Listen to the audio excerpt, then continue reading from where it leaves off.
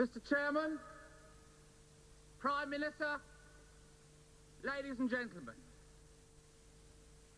10 years.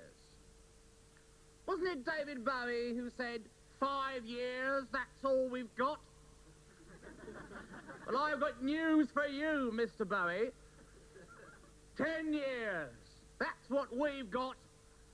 And as the Bible says, we're going to have a whole lot more. And what golden years those 10 years have been, ladies and gentlemen. Go, whoa. Go, whoa, whoa, whoa, whoa, whoa. We have seen a mere girl from Grantham become Prime Minister of England and its unruly neighbouring lands. We have seen her swell and bloom into a mighty oak, gnarled, pitted and immovable. I think it was Marjorie Scharnhorst, one of our stoutest party members, who coined the phrase, Margaret may have been a seed once, but my word, she isn't half a tree now. Marjorie, we thank you for your phrase. We thank you for your ceaseless endeavours. And above all, we thank you for your fruit flan. If you'll permit me, ladies and gentlemen, I'd like to tell you a story. 7 years ago, I was standing on Plymouth Hoe, trying to make light of the imminent invasion by playing a game of heat-seeking bowls. Suddenly, I saw the Argentinian Armada sailing unmistakably for the mouth of the Thames. The cunning, slinking amigos, who drank their own blood, who ate their own arms and legs if they were really hungry, were indeed about to let loose their zeppelins to bomb Margaret's simple Chelsea retreat. Chelsea, home of many a great man in the past, and of an even greater flower show today. And bomb it they did. Now, at first, Margaret wept, as indeed only a woman should. How could a country that had produced Placido Domingo, Evita, Pablo Casals, and Menelito of the High Chaparral slink to such an unspeakable act? But sadness, ladies and gentlemen, quickly gave way to rage. Against the advice of all her ministers, Palmerston, Sitting Bull, Isaiah, Vlad the Impaler, and Lord Whitelaw, she set out for the embankment to confront the conquistadores. Magnificent, reckless courage.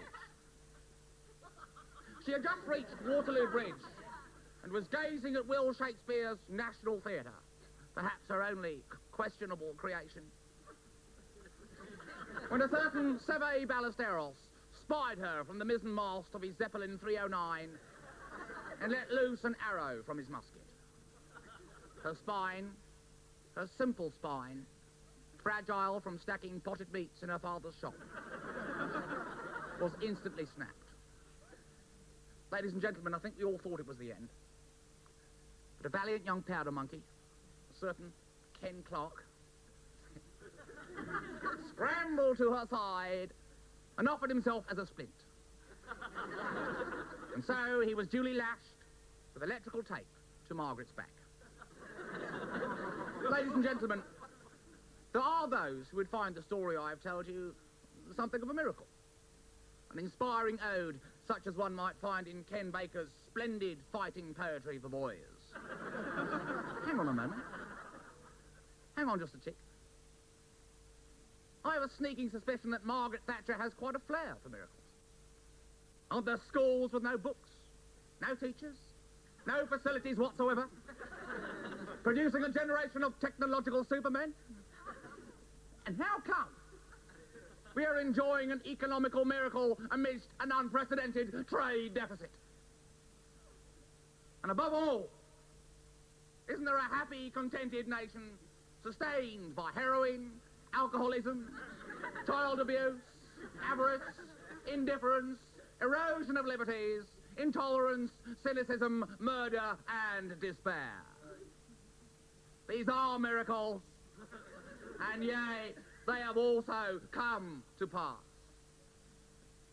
Now, finally, let me say this. I do not think that I am a cynical man, and yet sometimes even I find it hard to believe that all this has been brought about by a single human being. And when I say human, I mean it as a compliment. Margaret Thatcher, we salute you for your courage, because you are full of it. You are absolutely crammed, packed full of it. Stuffed and throbbed with it like a Bernard Matthews turkey. We, the faithful, are ready and waiting to be stuffed by you. And perish the thought, should you yourself ever falter, we, be assured, will stuff you in return. God bless you and keep you. Gute Nacht.